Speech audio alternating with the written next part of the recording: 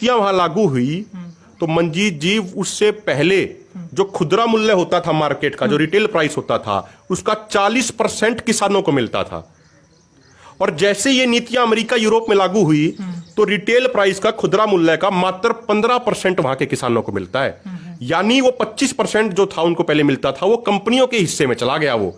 तो जब अमेरिका और यूरोप में ये चीजें फायदा नहीं पहुंचा पाई तो भारत में किसानों को कैसे पहुंचाएगी? नंबर एक बात। अगली बात है, समझिए, हम अमेरिका में जो किसान हैं वहां पे सिर्फ 2% किसान हैं और एक किसान के पास हजारों एकड़ जमीन होती है। वहां पे खेती बिजनेस है और एक किसान को वहां पे लाखों करोड़ों रुपए की सब्सिडी हर साल सरकार देती है। अमेरिका तो 5 गुना बड़ा है इंडिया से, बड़ा भी है। और आप देखिए अभी जो उन्होंने अपने जो उनके सीनेट है उसमें लेके आए, अमेरिका ने ये कहा कि वो अगले 4 साल के लिए $810 बिलियन की सब्सिडी अपने किसानों को डायरेक्ट कैश सब्सिडी दे रहा है। $1 बिलियन में मैं आपके व्यूअर्स को समझा दूं, हजारों लोग हरियाणा में आपको सुनते हैं, $1 बिलियन में हो गए 7,500 करोड़ रुपया।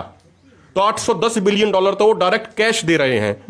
वहां पे उनके लिए वो धंधा है, वो बिजनेस है खेती। हमारे यहां पे सब्सिडी से किसान का पेट नहीं पलता है, हमारे यहां पे फसल बेचने से वो पेट भरता है। और यहां पे फसल अब सरकार खरीदना खत्म कर रही है WTO के दबाव में, गैट समझौते के दबाव में। ये उन्हीं का दबाव है कि सरकार अब MSP को खत्म करने जा रही है। जब वहां का किसान उन मुक्त व्यापार नीतियों को नहीं झेल पाया, अमेरिका यूरोप का किसान, तो हमारा यहां पे किसान जो पहले ही मरा हुआ है वो उन मुक्त व्यापार नीतियों कैसे झेल पाएगा? तो ये बिल्कुल साधारण सी समझने की बात है। ये सरकार जो है, सरकार का एजेंडा बिल्कुल साफ है।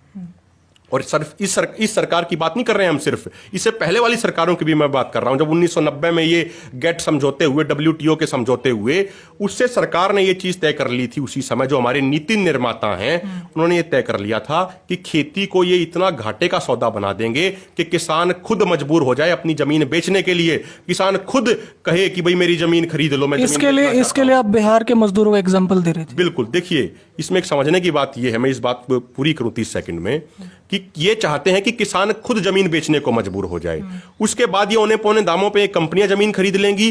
फिर जब वो बेरोजगार हो जाएगा, जब खेती करने लायक भी नहीं रहेगा, वो किसान, नौकरियां बची नहीं है, तो वो शहरों में जाके मजदूर बनेगा। तो उन्हीं कंपनियों को जिन्होंने हमारी जमीनें खरीदी हैं वही हमें सस्ते मजदूर के तौर पर अपनी कंपनियों में इस्तेमाल करेंगी।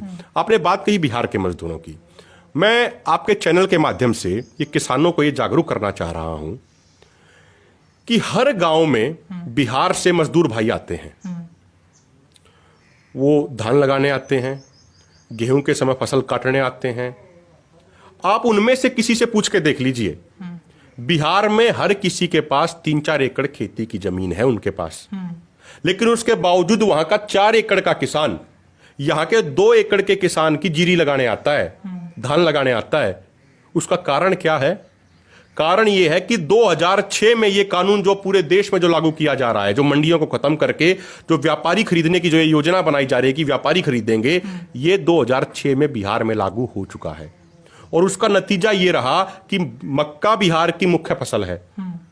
मक्के का सरकारी रेट, मंजीत जी, 1850 रुपया क्विंटल है और बिहार में किसान का मक्का खरीदा जा रहा है 500 रुपया क्विंटल में। तो जो बिहार के हमारे मजदूर भाई आते हैं, जब उनसे बात करते हैं तो वो बताते हैं हमें कि भाई हम तो अपने जानवरों के लिए चारा कर लेते हैं, अपना खाने के लिए अनाज कर लेते हैं, बाकी जमीन को खाली ही छोड़ देते हैं क्योंकि कोई खरीदने वाला नहीं है। अब अगर आप मक्के का देखेंगे, अगर कोई 500 रुपए में खरीदेगा, पिछले साल यहां पर मक्के का देख लीजिए, यही हुआ, 1000 रुपए, 800 रुपए, 1100 रुपए क्विंटल में बिका। तो वो ये कहते हैं कि हमारी लागत तो कई गुना ज्यादा है, 500 रुपए में तो हमारी लागत भी पूरी नहीं होती, तो वो अपनी वो जमीन को खाली छोड़ देते हैं। तो जब हमारी सरकार, हमारी केंद्र सरकार जो अध्यादेश लेके आई है, जब ये पूरे तरीके से, अभी तो राष्ट्रपति के साइन हुए हैं, महामहिम राष्ट्रपति के, अब ये संसद में भी पास करा लेंगे, दोनों जगह इनकी मेजोरिटी है, लोकसभा राज्यसभा में। जब यहां पे भी सरकारी खरीद बंद होगी तो हमारा हाल तो बिहार से भी बुरा हो जाएगा। हमारा जो आज का नौजवान है, नौकरियां उसके लिए है नहीं, खेती वो करने लायक उसको ये छोड़ेंगे नहीं, मजदूरी वो करेगा नहीं दूसरी जगह जाके। अब देखिए बिहार के मजदूर भाई आते हैं, कोई खेत में किसी कोठड़े पे सोता है रात को, वहां इतने मोटे मोटे मच्छर होते हैं, तो हमारे नौजवान ये दूसरे राज्य में जाके मजदूरी भी नहीं कर पाएंगे। ये तो ये करेंगे क्या? इनकी आत्महत्या होंगी इनकी। जैसे महाराष्ट्र में मामले आते हैं कि विदर्भ में 50 किसानों ने आत्महत्या कर ली, 100 किसानों ने इस महीने आत्महत्या कर ली। इसी तरीके से हरियाणा की भी तस्वीर हो जाएगी।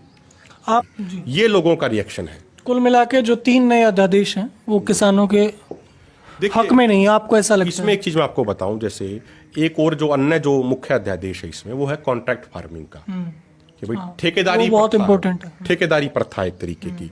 मैं बिल्कुल सरल भाषा में आपके लाखों व्यूअर्स को समझाऊं इसको, तो होगा क्या कि जमीन हमारी होगी, खेती कंपनी करेगी, हमें उस पर मजदूरी करनी है बस, और कंपनी अपने हिसाब से खेती कराएगी। वो कह देगी कि भाई ऐसे ऐसे आप करो। उसके बाद वो ये भी शर्त रख देगी कि मान लीजिए किसी ने आलू की खेती कर ली, तो कंपनी पहले ही रूल बना देगी कि आलू इतना गोल होना चाहिए, इतना लंबा होना चाहिए, इतनी उसकी लंबाई होनी चाहिए। अगर वो उसके सारे मापदंडों को पूरा करेगा तो ही कंपनी खरीदेगी, नहीं तो कंपनी नहीं खरीदेगी। आप एक बात बताइए, किसान मेहनत करता है, वो धरती के अंदर वो बीज बो सकता है, वो मेहनत कर सकता है वहां पे, लेकिन अब वो आलू गोल होगा या लंबा होगा ये तो किसी के हाथ में भी नहीं है। ये तो कंपनी बाद में खरीदेगी नहीं। यही हुआ पिछले साल गुजरात में। हमारा संविधान कहता है कि बीज के ऊपर अधिकार किसान का है। तो जब किसी किसान ने अपनी आलू की खेती की तो पेप्सिको कंपनी ने किसानों के ऊपर 4 करोड़ का मुकदमा कर दिया था गुजरात में। अब आप 10 दिन पहले की घटना है ये, राजस्थान के जैसलमेर में कंपनी ने किसानों से एग्रीमेंट किया कि भाई हम आपकी जमीन ले लेते हैं 50 साल की लीज पे, और 1 साल के 1 एकड़ के देंगे 9400 रुपए। और उसमें सरकार ने, उसमें कंपनी ने, माफ कीजिएगा, कंपनी ने उसमें एक कंडीशन लगा दी, अंग्रेजी में एग्रीमेंट किया है ताकि किसान को समझ ना आए, और उस एग्रीमेंट में लिख दिया कि कंपनी जब चाहे एग्रीमेंट तोड़ सकती है लेकिन किसान नहीं तोड़ सकता। और सबसे खतरनाक बात, वो जमीन किसान की है, कंपनी ने तो सिर्फ लीज पे ली है, लेकिन उस जमीन पे कंपनी बैंक से लोन ले सकती है उस जमीन के आधार पे। मान लीजिए वो कंपनी कल को भाग गई तो बैंक तो हमारी जमीन छीन लेगा, बैंक तो हमारे जमीन की कुर्की कर लेगा, तो किसान कहां जाएगा। तो कुल मिला के जो ये कॉन्ट्रैक्ट फार्मिंग है, ये एक तरीके से बंधुआ मजदूर बनाने का कानून है जैसे पहले होता था। और जो तीसरा, मैं अंतिम आपको ये कहा, आपने तीसरे अध्यादेश की भी बात करी, जो इन्होंने बनाया कि भाई आलू प्याज दलहन तिलहन पे जो स्टॉक लिमिट लगी हुई थी कि भाई इससे ज्यादा आप उसको स्टोर नहीं कर सकते, वो इन्होंने, सरकार ने हटा दी है। और ये कहा है इन्होंने कि भाई इससे किसानों को फायदा होगा, किसान अपना सामान उस समय बेच पाएगा जब दाम ज्यादा होंगे मार्केट में। आप मुझे बताइए, आप भी ग्रामीण बैकग्राउंड से आते हैं, कि स्टोरेज क्षमता तो किसान के पास है ही नहीं, किसान स्टोर कर ही नहीं सकता। जो उसने कर्जा ले लिया रखा होता है आड़ती से, केसीसी का लोन ले रखा होता है, वो उसको वापस देना होता है। वो तो इस इंतजार में रहता है कब मेरी फसल तैयार हो, मैं इसको बेच के अपना कर्जा उतारूं, आगे के खर्चों का इंतजाम करूं मैं।